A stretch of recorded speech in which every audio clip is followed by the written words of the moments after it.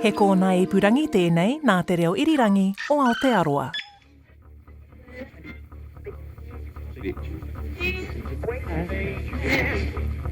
When Appelgren burst briefly into public prominence in December of 1987, he escaped from Kaitoki prison and took to the airways for 4 hours to argue his case on Auckland's talkback Radio Pacific. It's 20 minutes past 9, Radio Pacific, the talkback. This did not endear him to the authorities. It was a prison escape that caught the attention of the nation, a brazen breakout, one also carefully planned to bring attention to what Ross said was a terrible injustice. But on the 21st of January 1988, Ross, the daring fugitive, the unlikely radio star, had run out of luck. Instead, it's Ross, the convicted murderer, in the dock of the Auckland District Court, facing the charge of escaping custody. Running up before the judge, I knew that I would be wasting my time with explanations, being angry with everything, especially with myself for being a fool, for prevaricating so long, for getting drunk and getting caught. The justice system he'd embarrassed had him right where it wanted him. The judge asked me if I had anything to say, and I replied, yes, there's nothing you can do to me. I'm doing life. So do what you want. The judge interpreted this as total disrespect for the courts, and maybe he was right. To me, it was a simple statement of fact. What the judicial system had already done to me was worse than anything it could now impose. I was serving a life sentence for a crime I didn't commit, yet no amount of pleading, explanations, whatever, would make any difference now. Ross's appeal had failed, his escape had failed, and now the judge tacked another 9 months onto his sentence. But in this story, you guessed it, Ross's journey is not over yet. He's unearthed fresh evidence that supports his claim to be innocent. You're listening to Nark, an RNZ investigative podcast. I'm your host, Mike Wesley-Smith. This is episode 11, The Petition.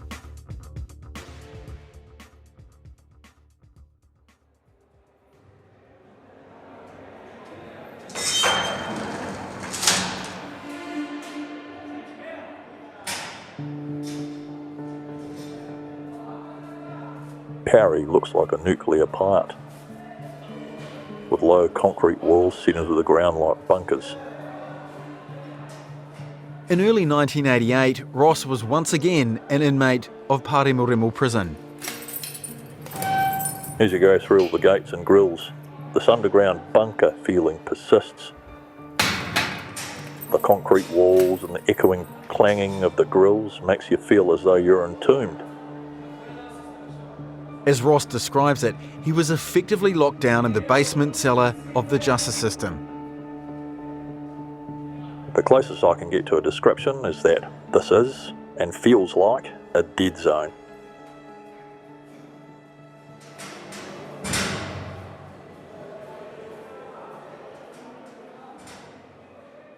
Even in that dead zone, Ross worked to get his legal fight spluttering back to life. He reconnected with Rosemary Wilson, his friend and ardent supporter. Together, they'd mount a pincer attack on the prosecution case. Ross researching on the inside, Rosemary making calls on the outside. But they needed help. The idea of a lawyer doing anything for nothing was something that had never occurred to me. I think a comment that he made once to me was that he was interested and felt that there was an injustice.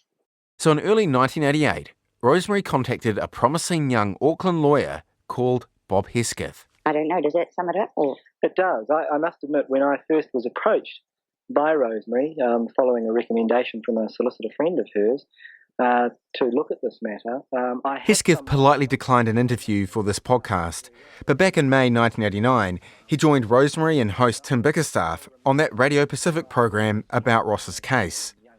Hesketh explained how the year before, he'd started on this journey that would occupy the next 7 years of his life. I had some knowledge of it because I know Mary Beth Sharp very well, and also who appeared at the trial, Jeff Wells.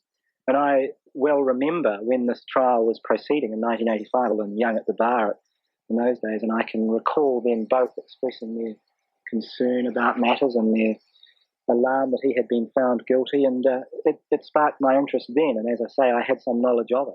Hesketh became Ross's close friend, his advocate in the courtroom and court of public opinion.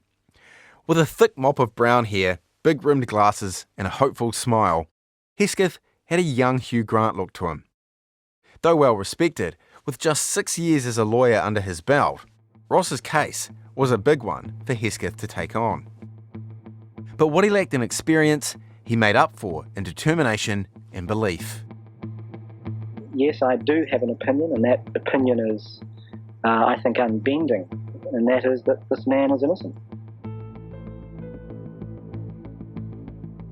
It was Hesketh who was going to open a bold new line of attack. He vowed to help Ross petition the Governor-General to re-examine his conviction, something Ross discovered could be done after his on-the-run appearance on Radio Pacific. Back then, anyone convicted in New Zealand whose appeal had failed could ask the Governor-General for a pardon or to refer their case back to court. Officially, it's called an application for the exercise of the royal prerogative of mercy made under Section 406 of the Crimes Act. I know, it's a mouthful. In practice, the decision is made by the Justice Minister and their advisors, which the Governor-General signs off. But petitions are so rarely granted, it's akin to a moonshot. Between 1995 and 2019, 166 petitions were filed, but only 15, or around 9%, were referred back to court.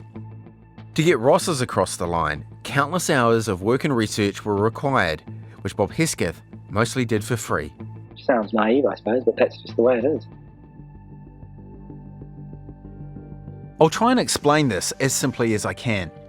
Basically, an applicant like Ross has to clear 2 hurdles.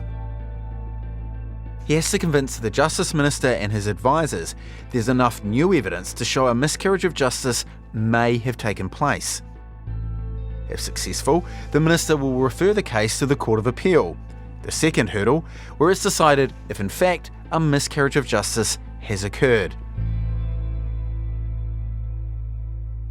An exacting process and Ross's final chance at proving his innocence. But this appeal wasn't like the ones Ross filed earlier, based only on legal arguments with decisions handed down by judges. This time it was effectively in the hands of the Justice Minister, a politician, a person whose decision could be swayed, in theory at least, by public opinion. So the question was, would the public get behind Ross? He's no unblemished man, is he? I mean, in 1984, his probation report said he'd spent 12 of the previous 17 years in jail. That's right. On the face of it. In a 1990 interview with RNZ's Maggie Barry, Bob Hesketh discussed his client's character. He's not a person with a history of violence. He's not a person given to violence. All those who know him, and I include amongst that prison officers who've got to know him over a long period of time, all say that he doesn't fit the profile of someone who would kill.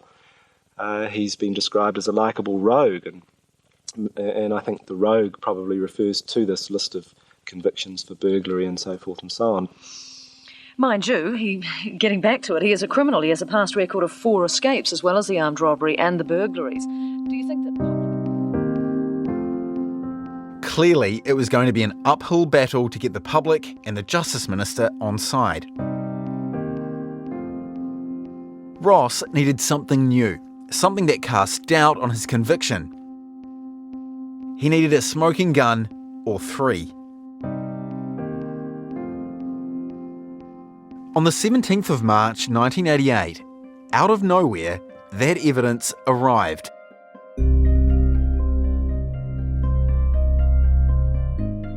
Peter Jenkinson, the detective who'd put him away, finally released an avalanche of crucial new documents to Ross. Documents the police and the Crown previously claimed didn't exist. Jenkinson hadn't done this willingly. Ross and his lawyers said Jenkinson's hand was forced by the Ombudsman, who Ross had complained to about police withholding information from him. The document dump lit up the Crown case like the 4th of July. The initial bombshell were the records of Ernie's original interviews with police, revealed for the first time. Your main concern was the fact that two witnesses made statements to the police which contradicted their evidence in court.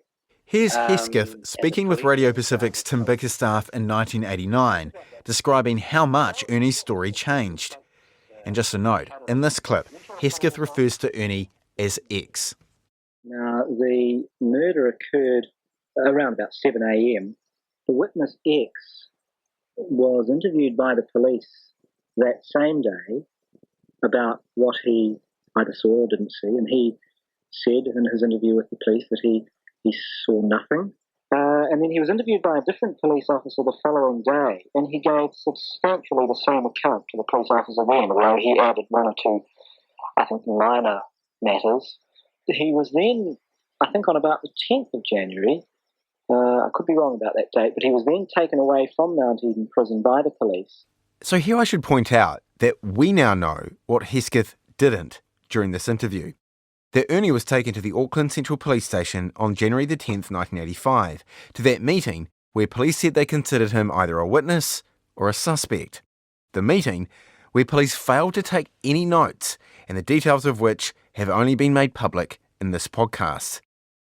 For Hesketh, who was none the wiser about all this, the gap between statements and Ernie's about face was still super suspicious. No record of any other statements made by him exists until the 22nd of February, when he made another statement which completely and utterly contradicted what he told the police on the 6th and the 7th of January, and basically put Ross Appelgren in it, if I can put it that way. And then again at trial, at depositions and then at trial, he substantially gave the same account. In a nutshell, the newly released documents revealed that 6 weeks before Ernie had said he'd seen everything, he had told police he'd seen nothing, not a thing. For the first time, Ross and his legal team learned that Ernie had done a 180. For Hesketh, both versions couldn't be true, and he argued it was for the jury to determine which one to believe. It wasn't for the police or prosecutors to only disclose the version they preferred. Ross, languishing at Parry, felt a rush of hope. I'm not a lawyer, but even I knew this was dynamite. The police went to the appeal court and handed over the statement made 6 weeks after the murder. They were telling those judges there were no other conflicting statements. They might have believed that, but I had the proof that wasn't true in my hands. And as a good 80s salesman would say, but wait, there's more. There was Aaron's police statement dated the day after Darcy's attack. Remember, Aaron was Ernie's cellmate, the only person in the kitchen he felt he could trust. To police, Aaron disclosed what Ernie told him shortly after Darcy was found. That he'd said to his cellmate that he'd seen the deceased faint and that he thought he was having him on. Hesketh said this squared with Ernie's initial statement to police made the same day. And when he saw the deceased, he thought he was having an epileptic fit of some sort. No mention on either occasion of a brutal bashing.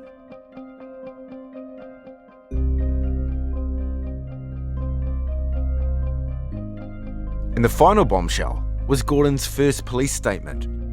Gordon's the guy who was doing time for a serious assault.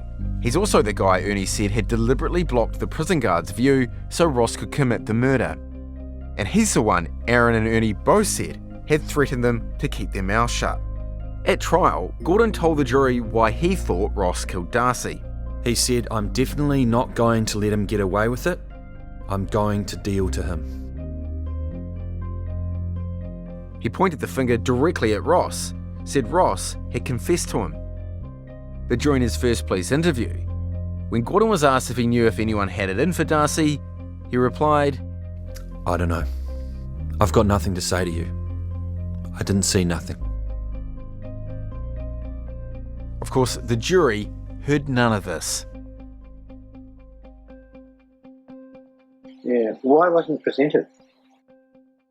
Well, the defence didn't have any knowledge of it at the time. Simple as that. It wasn't until, bless him, Ross Appelgren himself through tenacity and applications under the Official Information Act. It wasn't until he was given access to those statements some many months after his appeal that the real impact was revealed. Ross's trial lawyer, Mary Beth Sharp, who appeared on the same show, told Tim Bickerstaff she was also stunned. I fought long and hard, day and night, literally for many, many months, to get hold of all the statements that were made by the various persons concerned. And one can only imagine that these statements did eventually surface long after the appeal and so the hubbub had died down, because the powers that be considered that perhaps they couldn't do any damage. Well, why weren't they cooperative with you, in your opinion? Well, I can only think, and it's something that I have considered for many years now, that for whatever reason, perhaps political pressure, because it is so unseemly to have a murder within a prison environment, perhaps in some ways worse than a murder in the streets, so to speak, that the police were determined to have a culprit and to have that culprit convicted and put away. Both Sharp and Hesketh believed the jury's verdict could have been different. After all, Ross's defence had centred on his claim Ernie and Gordon were simply lying. And it was made very clear during the trial that it was the testimony of those witnesses which would decide this man's guilt or innocence. And as I say, here we have a significant inroad into their credibility. It's important to point out, Gordon and Ernie later said they hadn't changed their stories. Rather, they only felt able to open up to police once they were promised protection. I've had an actor read from an email Ernie sent me after I'd tracked him down. I didn't want to give any indication at all, whatsoever, that I knew what had happened. I wanted the whole thing to go. I was in such a vulnerable position with the immense pressure at the time. Given the snitches get stitches world they were living in, it's perhaps understandable Ernie and Gordon didn't assist police during those initial interviews inside Mount Eden.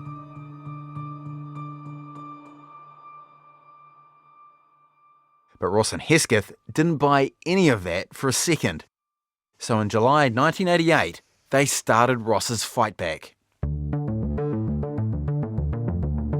And of course the very crux of the Section 406 petition is that there is now compelling evidence which reveals conclusively, if you like, that people who gave evidence at the trial said things at the trial which were vastly inconsistent with what they had earlier told the police. And that was information which ought to have been put before the jury. In support of his petition, Ross filed an affidavit saying, I believe that the statements which have come to hand since my trial and unsuccessful appeal had been deliberately withheld, first from my defence counsel and secondly from myself, because they were inconsistent with the Crown's contention that I killed Darcy Tahira.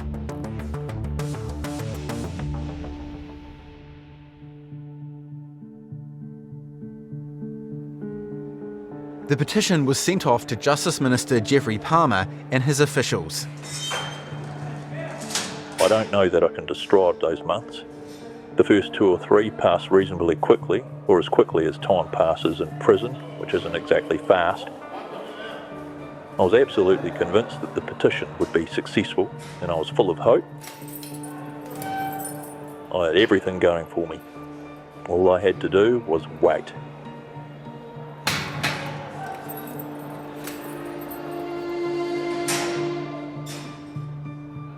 What Ross didn't know at the time, something he wouldn't discover until years later, was that the man considering his petition, Geoffrey Palmer, had, according to police records, already played a role in his case. I'm referring to that meeting Ernie had with a Justice Department official called Charles Hood before the first trial, the one police had made notes of, which journalist Keith Davies earlier read aloud. The record of that meeting states Mr. Hood indicated that the Minister of Justice had instructed him to reassure the subject that he would be well looked after. Fast forward to 1988, and now the same people who'd helped encourage Ernie to give evidence were the ones determining Ross's petition, which argued Ernie's evidence was all a lie. Given all that, could they really be impartial? I decided the best person to check with would be the man himself, Sir Geoffrey Palmer. You'll remember my executive producer Tim Watkin called him for a quick interview, but Sir Geoffrey couldn't remember the case. I have no recollection of anything relating to it. It's 40 years ago. Having considered the documents we sent him, though, Sir Geoffrey said he didn't think he needed to have recused himself from considering Ross's petition, saying, and I quote, "Since I have no recollection of Charles Hood or my contact with him, I doubt very much that recusal was necessary. You are assuming I was conflicted. I do not accept that."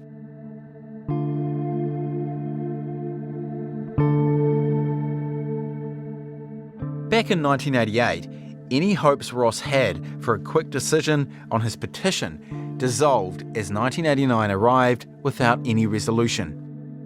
All the while, the ribbing Ross got from other inmates just continued.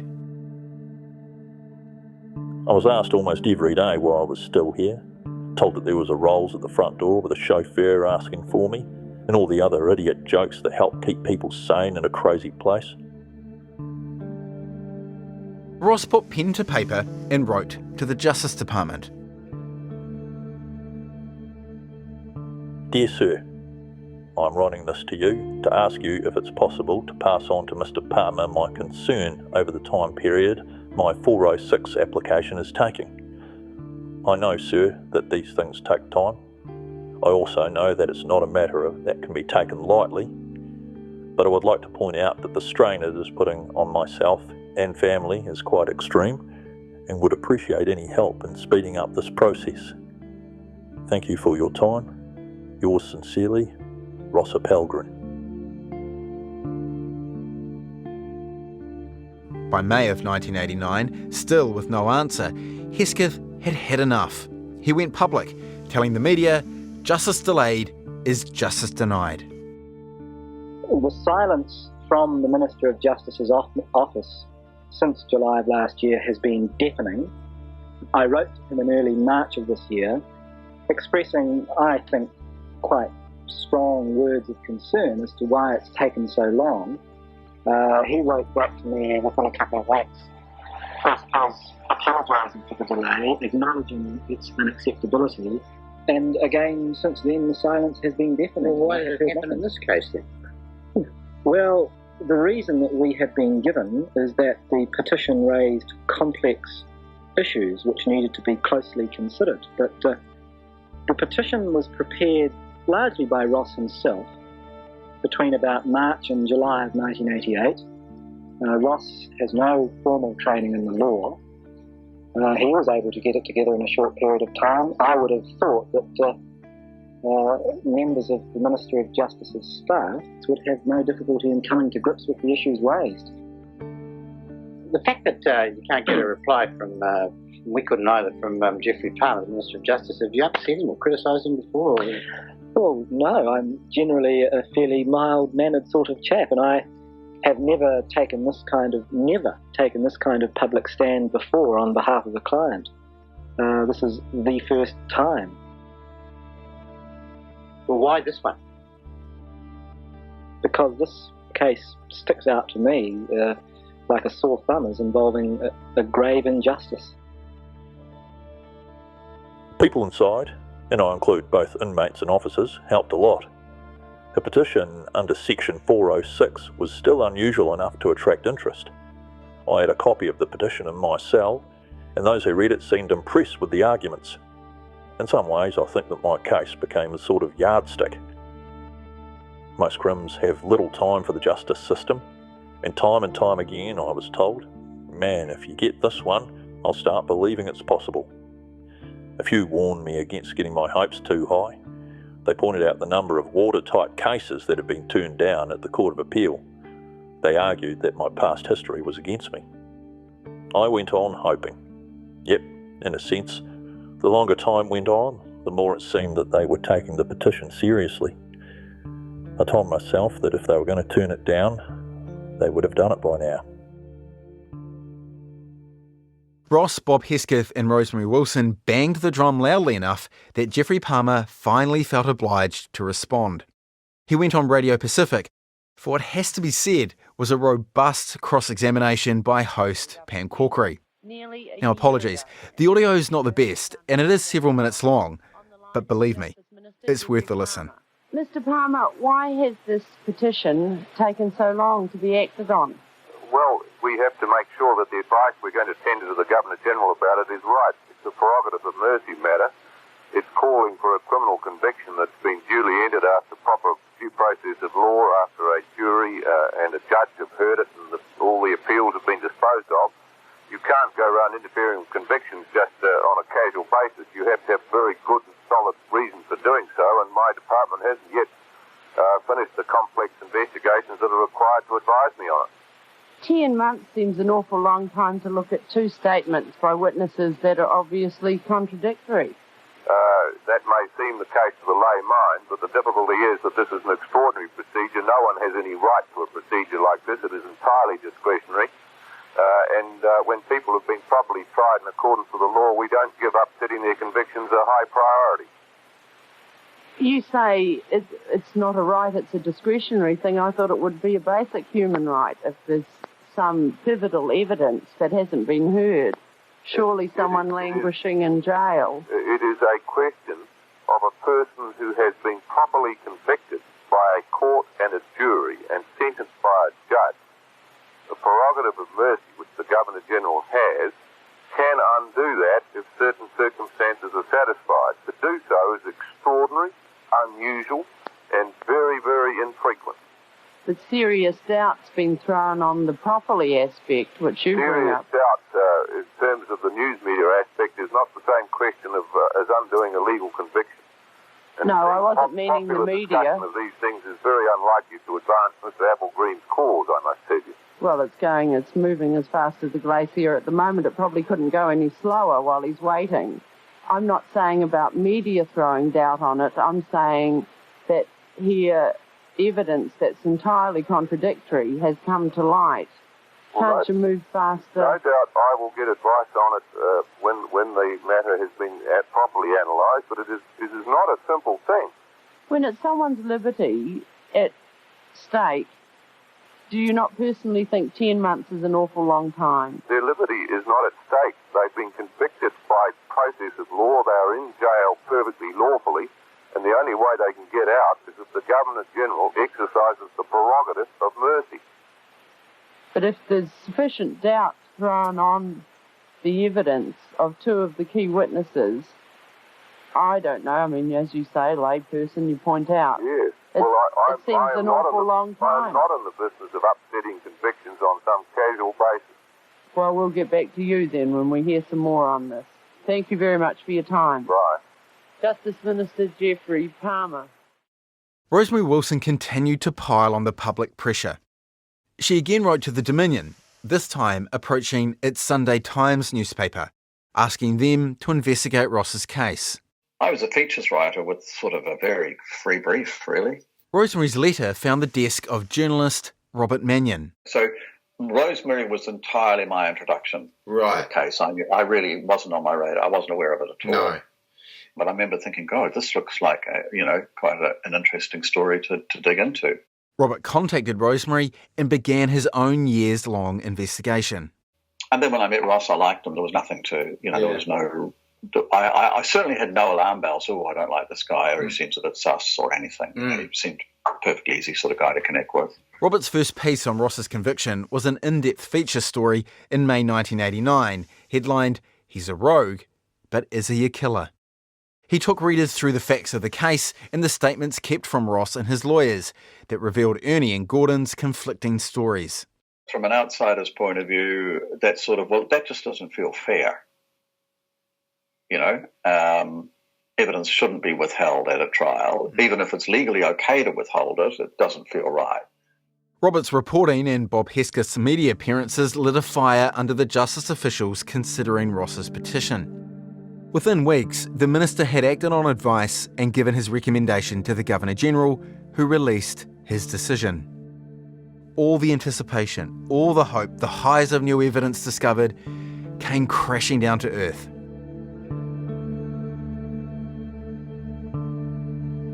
The petition was declined.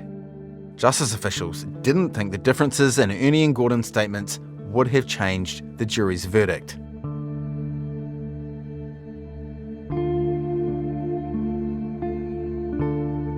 It fell to Rosemary Wilson to break the news to Ross. Here's her account of that meeting from the memoir she co-authored with him. Ross knew from the moment he saw me that I brought bad news. I couldn't hide the tears, and maybe that was a good thing, because I couldn't speak either. Typically, he was more concerned about my despair than his own. We had said for months that he should not hold out too much hope, but we'd all been quietly confident that they could not possibly turn such a strong application down. As I made my way out to the car park an hour or so later, I met a prison officer coming on duty. As he walked past me, looking straight ahead, he said quietly, "The bastards. If anyone ever deserved to walk, it was Roscoe."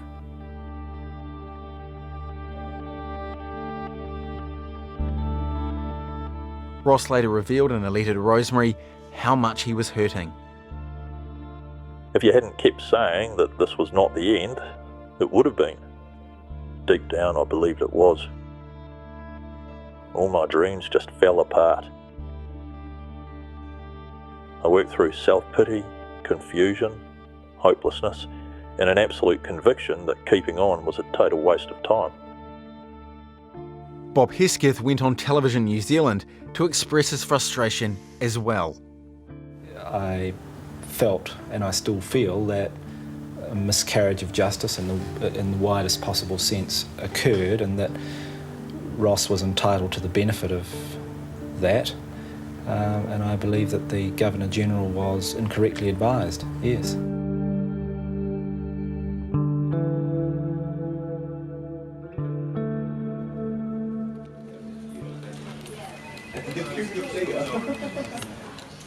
Several weeks later, just as hope began to fade and Hesketh turned his attention to other cases, his secretary walks into his office and hands him a note.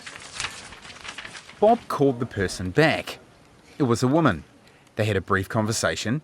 Before we start, Bob, I'm told that there's been a further development. And later that day, Bob shared the latest twist in this tale with Tim Bickerstaff live on Radio Pacific. Yes, good evening, Tim. Well, this morning I received a message to ring a person, and when I telephoned that person, I was informed by them that they were a member of the jury that presided over Ross's case back in 1985. This person told me that they and others on the jury had quite considerable disquiet about the verdict of guilty. So who is this juror? Well, we've actually met her already. I always had that nagging doubt that I'd done the wrong thing. Our lines are open. If there's anybody out there... It's not every day someone phones Radio Talkback with information that might help free a convicted murderer. Then again, the Ross Appelgren case is one with a lot of firsts.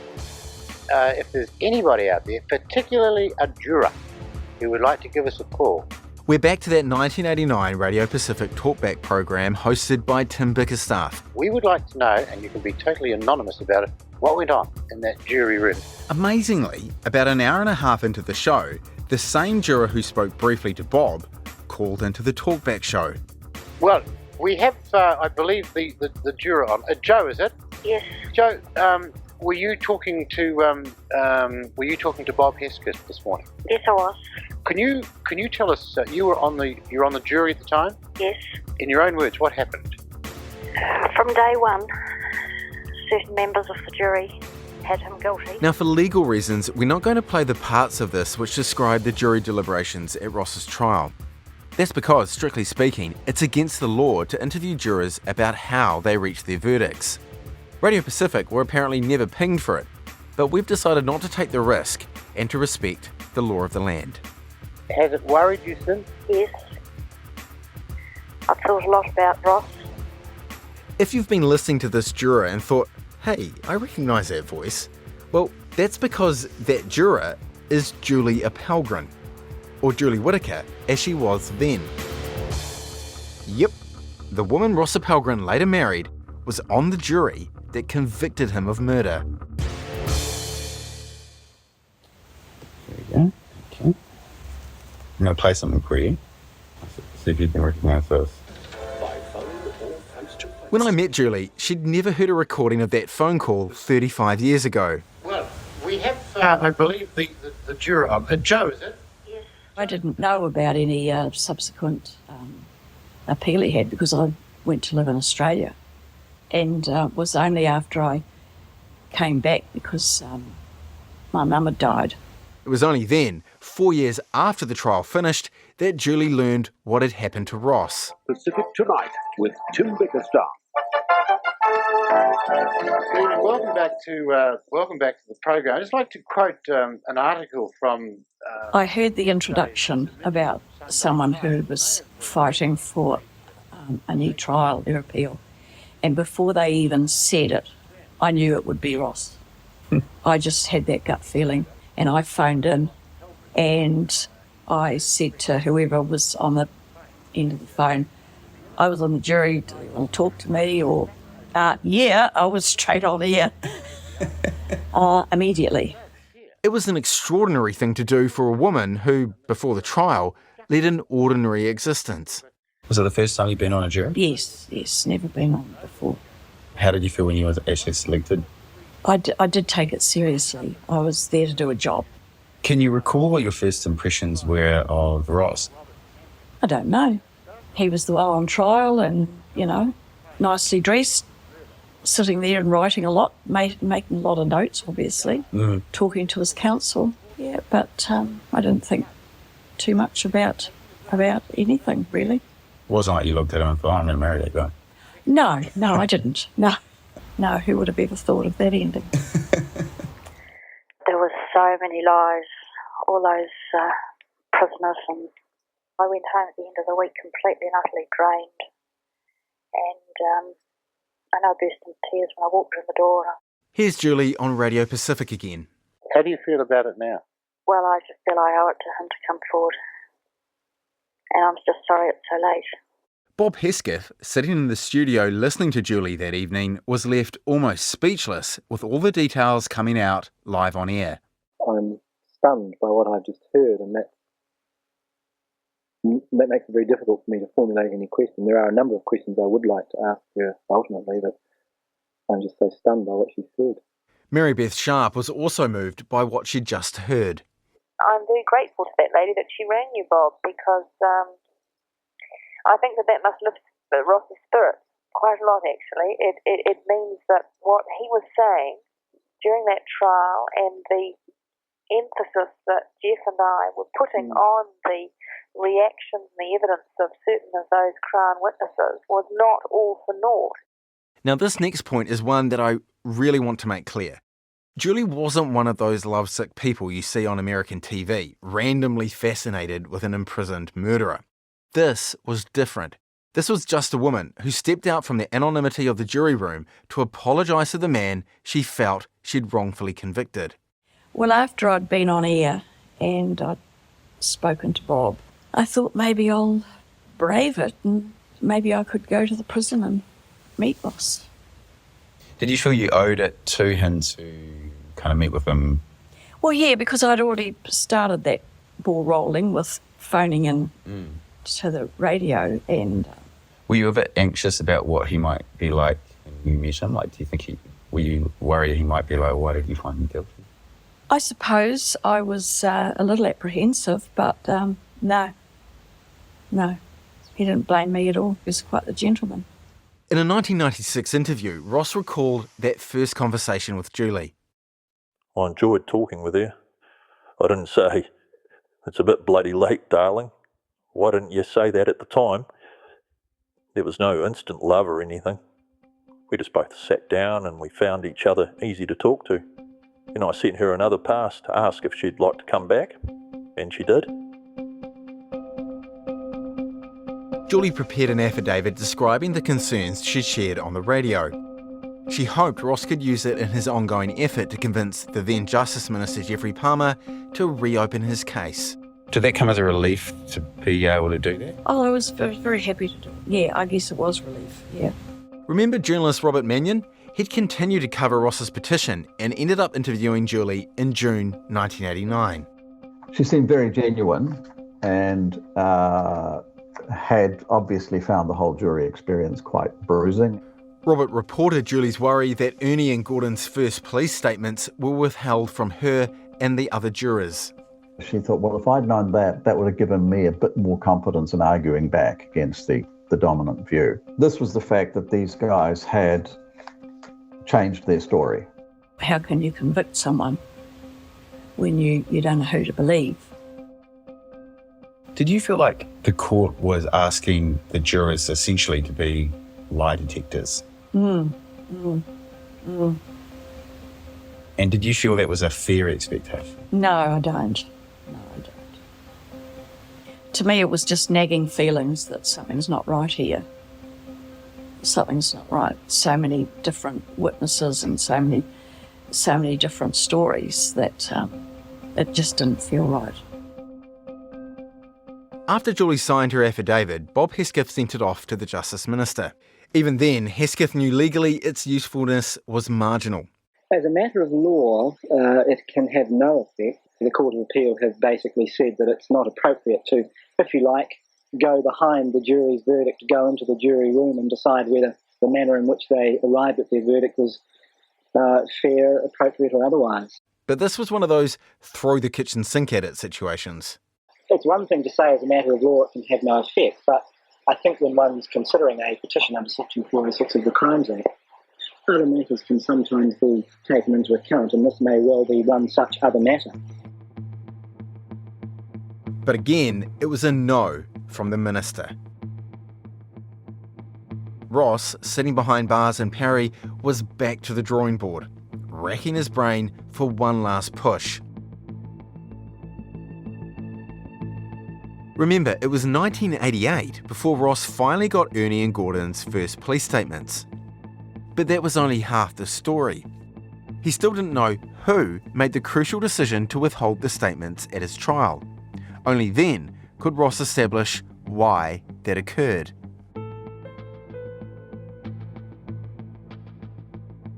So Ross asked the police. A detective wrote back to him in June 1989 and said, quote, "The conduct of the prosecution case rests with the Crown solicitor." In other words, the trial prosecutor, Stuart Grieve. Journalist Robert Mannion jumped on the revelation. Stu Grieve had shut me down, which was the smart tactic for him. And I thought, this gives me a basis to go back. Robert told me that for months he'd chased Grieve for a comment on Ross's case. That was the basis for confronting Stuart Grieve and getting him to talk was, the cops say they didn't do it. Like they say, you did it. You're the bastard. Because he did not welcome. In my book, what Robert did was pretty remarkable. It was, and still is, incredibly rare for the media in New Zealand to quiz prosecutors about their conduct. Mostly, that's because it's usually the police that handle journalists' questions about prosecutions. But not this time. It was a Friday afternoon, late Friday afternoon. I guess I deliberately took a relatively confrontational approach. I remember feeling surprised and happy that he engaged with the questions. I sort of certainly stressed rather than legal talk. I just said, is this fair? You know, the guy's sitting in jail and there was this evidence that could have helped him. Is it fair that it's not shared? Grieve told Robert that according to the law in force when Ross's trial took place, he didn't have to disclose Ernie and Gordon's first police statements because they weren't materially inconsistent with their trial testimony. That was strongly disputed by Ross's trial lawyer Mary Beth Sharp, who said there were huge inconsistencies. Ernie and Gordon originally told police they had no information about Darcy's murder. But Grieve told Robert he simply didn't agree. And then there's a quote here, "You seem to assume that I agree there was unfair play. I don't accept that at all. I don't accept that even if she, meaning Mary Beth Sharp, had the material would have made any difference to her state of knowledge." And I thought that was kind of, well, I'm pretty sure Mary Beth herself said yes, it would. Here's Mary Beth Sharp saying exactly that on the TVNZ Frontline programme in 1989. The credibility of Crown witnesses who were giving evidence to the effect that Appelgren had committed the homicide was absolutely essential. The witnesses that gave evidence against Appelgren had to be believed, otherwise a verdict of guilty could not be found by the jury. Robert's reporting gave Ross yet one more card to play. He and Bob Hesketh decided to challenge the denial of the first petition. Defence team challenged the assumptions that underlay the denial of that petition and presented a fresh one some 2 or 3 months later. One strengthened by the discovery of yet more evidence, or rather old evidence, that was new for Ross and his defence team. This time, it was Ernie's second anonymous note written the day after the murder. And you might remember, this is the note which included 5 crucial words. I never saw it done. At Ross's trial, Mary Beth Sharp knew this note existed, but she couldn't get the Crown to hand it over. In the years after his conviction, Ross repeatedly asked to see it, but police refused. Then, rather oddly, in August 1989, an unnamed detective did disclose it, not to Ross or his lawyers, but to a TV journalist. I've been requesting information under the Official Information Act for years, and even the Ombudsman couldn't get it for me. Yet people from the media were given the information quite freely. They were given evidence which was denied me. It was also denied to the jury at my trial and to the Court of Appeal. Ross's legal team said the fact that Ernie's note was delivered anonymously was important. They argued the notes were his most honest account of what happened in the kitchen when Darcy was killed. There was no fear of being labelled as a narc, because no one could know where the information was coming from. If Ernie had actually seen the murder take place, there was no reason to say otherwise. Why do you think the police didn't act on this note if it sounds so impressive? Oh, well, my theory on that is this, and it's probably a little cynical, but shortly before the Tahira murder, there was another murder in Palermo, I think 2 or 3 years earlier. Here's Hesketh talking to Maggie Barry in that 1989 RNZ interview we heard earlier. And there was an enormous amount of pressure on the police to catch that particular murderer. They arrested and charged someone with that murder, and he was subsequently acquitted. He's talking about Cedric James, who was accused of murdering Keith Hall in 1979. I believe that perhaps there was some feeling that they ought to really secure a conviction in the Appelgren case. The police, though, are not in the habit of just sort of grabbing anybody and charging them just so that they can solve a case. Do you believe what you've just said is entirely fair comment, or perhaps speaks of the fact that you are defending Ross Appelgren? Well, I think what's important is that the witness upon whose evidence the Crown relied to sheet home the conviction had earlier said something on 2 occasions to the police which differed very materially from what he said at his trial. In October 1989, Hesketh filed Ross's second petition to the Governor-General.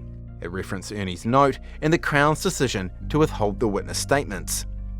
Ross was likely encouraged that his latest petition would be considered by a new Justice Minister. Bill Jeffries succeeded Geoffrey Palmer when Palmer became Prime Minister in August 1989. Jeffries replied to Ross's petition in December of that year, and it was something of an early Christmas present. I propose to refer the application to independent counsel for investigation and advice. Counsel will be asked to conduct a full investigation of your client's submissions to His Excellency, including a review of the investigation of the first petition. Lawyer Paul Tim QC was appointed to review the case, another thing Ross was optimistic about. Tim was an experienced barrister, well respected among inmates for his tenacity defending Arthur Allen Thomas. Thomas had been convicted twice for the 1970 murders of Harvey and Jeanette Crew and served 9 years before being released with a royal pardon. Turned out Ross's optimism was well placed.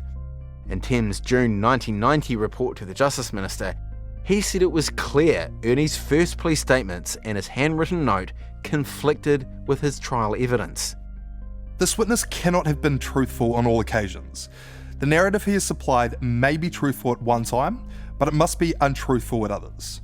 Which is true and which is false was never put to the test before the jury, nor before the Court of Appeal. And the Crown's failure to disclose this, Tim said, robbed Ross's lawyers of the crucial opportunity to discredit Ernie by questioning him about his conflicting statements and exploring why his story changed so dramatically. Tim's conclusion was clear. Ross deserved another day in court. Is announcing the case would receive a rare rehearing in the Court of Appeal.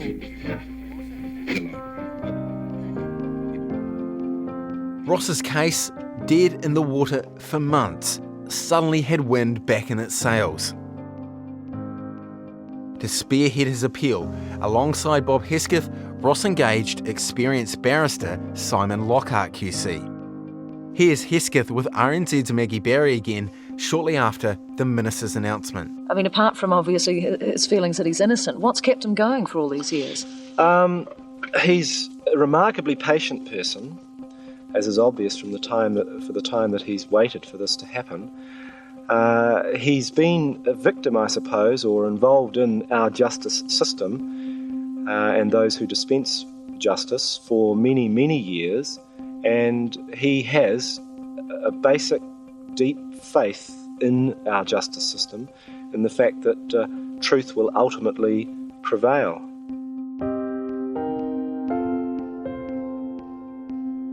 I can't explain where my faith in the justice system came from. It had always been there.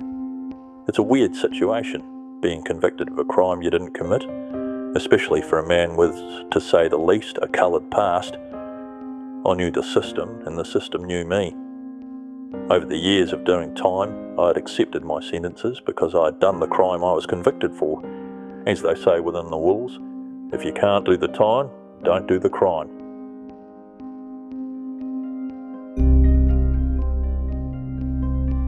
But to face life, or for that matter any sentence, knowing that you are not guilty of any crime, is one of the hardest tests I've ever had to face.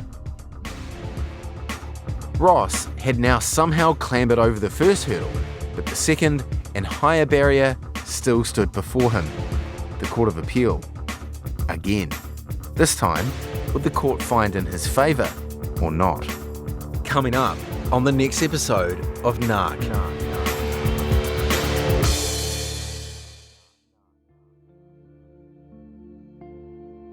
Thanks for listening to Nark, hosted and written by me, Mike Wesley-Smith. I'm also extremely grateful to everyone who spoke with me for this podcast, especially Suzanne Young and Ross Appelgren. And if anyone listening has more information about this case, I'd be keen to hear from you. Send an email to nark@rnz.co.nz. Follow and listen to Nark wherever you get your podcasts, and if you've enjoyed it, use the share button to recommend it to a friend. Some more quick thank yous to Ngā Taonga and Mediaworks for some of the archival audio, and to the voice actors who helped bring some of the characters in this episode to life. Craig Genty, Jack Sargent, Nigel Collins, Bonnie Harrison, Phil Vine, and Jonty Dine. The RNZ producers who worked on this episode were Liz Garton, William Ray, Duncan Smith, and Justin Gregory. The audio engineer was William Saunders. Thanks also to Steve Burridge and Jeremy Ansell for the studio wrangling, and to Kevin Golding for opening the doors to me every week after hours. Graphics were designed by Amrita Marks, and the shorthand page, where you can find more information on this story, was made by Hing-Yi Kong. Check it out at rnz.co.nz/nark. Tim Watkin is RNZ's Executive Editor Audio, and Brianna Uritich-Gregg is the Production Coordinator. You can find more of RNZ's great podcasts, like Thrift, on the RNZ website, rnz.co.nz/podcasts. Check them out. Bye for now.